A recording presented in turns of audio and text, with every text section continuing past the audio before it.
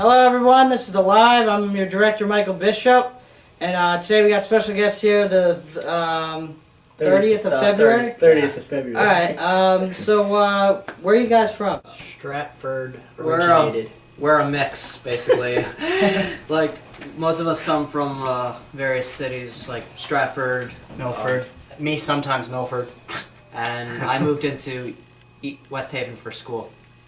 Cool, and how long have you guys been playing? 6 years this year. Oh, that's pretty good. Yep, it's a record. Me and Kevin started in a basement 6 years ago. That question, where did the name, because it's I think it's a unique name. Where did the name come from? Well, We started out with another band name called One Sock, and it didn't last that long. We only had like one practice and didn't see each other until like December. and then we changed our name to 30th of February because I wanted to mess with people. So, Like, what was your most memorable show?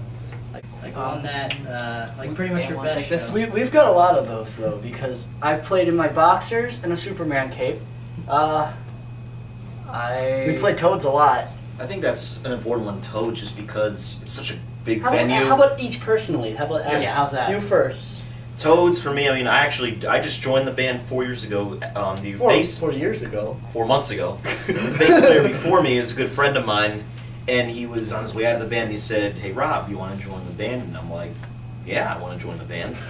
So I joined, and then 2 months after I joined, we're playing Toad's Place, and the amount of bands that have played there, big and small, from the Rolling Stones to Real Big Fish, Back.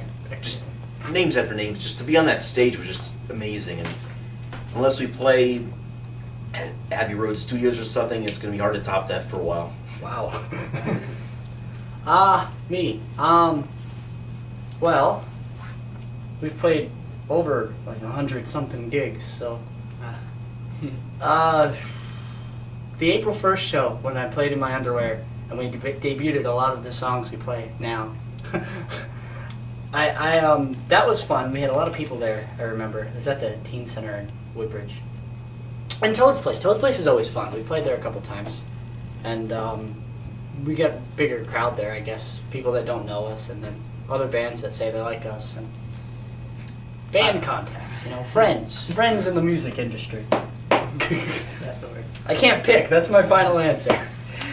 I remember, of course, Toad's Place is always like a good venue. We're trying to get other places, but one show that really sticks in my mind is, well, the basement show that we had back last year. Project K. Yeah, that was Some videos of that. You did. I was trying to find videos of the band. And There's not many Yeah. because I'm so perfectionist that I don't. He's the one that posted those. Rob wasn't in the band yet, but That was Brandon. That was- He was on the floor by the end of the night playing bass underneath Dylan's stand. Oh, that was where's the bit? Oh, there it is. Yeah. That's cool. No, that was our longest show. We played 4 hours. I don't think it was 4 hours. That's it was because we had a two long bands. time. It was like a long night because, it's just that it was a Friday night. I didn't know what to do. We didn't have any shows coming up, and I was like, "Hey, Ant, you want to do a basement show?" and he said, "Yeah." And Direct quote right there. history. Yeah, the rest is direct quote right there. It was in Project K because his name is Kevin, and that movie came out, Project X, and I thought it was funny. Well, my favorite show, I haven't been in the band too long, it's only been about a year. Oh, that's a long time for drummers, though. Well, I mean, in the grand scheme of things, Yeah. you guys have been a band forever. But I'd have to say Short Beach, because playing a show outside, we played for That was 3 hours. 3 hours. Those ones were we played every song I learned with the band basically that one day, and I'd only been with them for 3 months. It was an experience. It was a lot of fun. So, what was your biggest challenge, when you were starting out, or what is your biggest challenge now, that you reoccurring have trouble with? Because I know for me it was it was money and then transportation. we got the transportation down. a We bit. finally got that. That took a while because he can drive now, and he could drive, and me and him can't. Well, I just don't have a car at the moment. So. Oh, well, I can't. Thanks. Well, biggest problem is getting out there and knowing people to pay attention to you, to go to your shows. I guess you can say it's just having that fan base. A lot. Well, not that we don't. It's We just do. we did. Well, at the beginning we had friends and fans, but they were either can't drive or they're lazy, and we played in Woodbridge and New Haven a lot, and they're like Stratford or Milford or crap. Some of our friends are even close. Yeah, they live too far and they can't get rides there. But then we make new fans because we play at all these places like freaking Brookfield, the Yeah, room. the Room. We played all the way in Brookfield, and people liked us, and we got new fans from that. And the Teen Center actually, we've played there so much that we've gotten a lot of fans there who show up regularly just because they're there to play video games and eat chips. So if you were to if you had to decide, what venue would you ultimately want to play at? Wembley Stadium. Oh, jeez. Let's go there. The arena at Mohegan Sun. Madison Square Garden. I actually wouldn't mind playing at Madison Square Garden. Yeah, Actually, well, I'd like- yeah. No one would mind, Kevin. That and my second pick would be Mohegan Sun. What's it 'Cause I called? think my sister still works there. Oh, she does. I would love to actually get a chance to, like I said earlier, go to Abbey Road Studio 2 and do a show there. On the One of those- roof? No.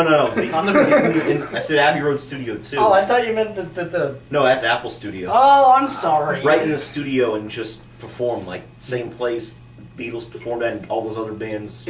If you can't tell, the Beatles are very influential to us. Oh, next Well, question. I won't jump ahead. Hold Yeah, on. but what band, when you were first starting out, who did you want to sound like, or what was your biggest influence? Well, our first cover was Date in California by the Red Hot Chili Peppers, and people told us that we sounded like them, and then we went and did the complete opposite and started playing Zeppelin. Zeppelin and classic rock until we didn't sing. We were shy little 14-year-old Kids. boys. Who's just going through puberty. Can't imagine that was 6 years ago. Those things didn't drop, so we didn't know what else to play. So either we played instrumentally or we'd have guys at the bar, because we started out playing at at bars and stuff. We only had 'Cause- one or two originals at the time. Yeah, we would sometimes play, and I would sometimes sing. I was too shy, and then I just started being forget that, and I started writing more songs, thinking we have potential with the songs that we play, because I had gotten into Nirvana, and actually Kurt Cobain's a big influence on me, and we just started playing more originals, and that's pretty much all we do. That's pretty cool. What's your favorite original song that you play? Oh, we can't pick that. There's What's I think one mine that was you would play for a 58 of finish, them. your last? Oh song well, that's that's kind of more the specific. best song to finish the show. Well, we'll do all four of us Yeah. say our favorites, but we do have one finishing song that when we do play, it's always last, and it's called Hazel Eyes, which was our first song that didn't have words back when we were one sock. Yeah, and even starting out with the band, it was It our was last song. always It a was our closer because it's 15 minutes long of guitar solos. It didn't even have words. Now it has words, and now there's my guitar solo for a while, and then everybody does some more. We do that a showcase, Rob on the bass, and then he plays. Nice. And Dylan on the drums. And then Kevin on whatever the heck instrument he's playing tonight. Synthesizer. Didgeridoo. I'd say the one that when I first heard it made me realize when Cisco, the former bass player, played it for me, I said, I gotta get in this band, was Sellout Star. Oh. Because when I heard it, I said to myself, that song's got hit potential. If the music video is made of that and it gets out, that is hit. And now that I've been in here, I'd also say equally that Valentine's Day, which this guy over here sings, is another one. And actually I've had people say that, who've heard it, that say, dude, that could be a hit song. That's an old one too. Valentine's Day, Yeah. me and Kevin wrote 4 years ago, the day before Valentine's Day. 13th. No, I was just saying what's the last song? It's my turn. Your turn, yeah. That's what I was saying, your turn.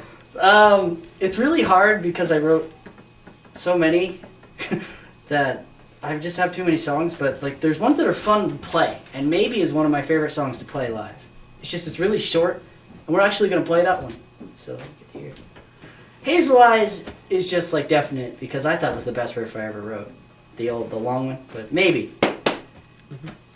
Other than having to say Valentine's Day was the best song that we actually recorded, Oh, we Yes. have a CD for you. We have 2 CDs. Cool. We have both of them. Yeah, that was one of my favorite songs is Valentine's Day. That's obviously we wrote this a long time ago, and it was back then it was started out just as an acoustic song. It was just acoustic guitar, and and then eventually like whoever was in the band at the time, because we changed so much, it was like we added, like I didn't want drums in it to begin with, and then all of a sudden He was like, very picky about that. Let me stress that.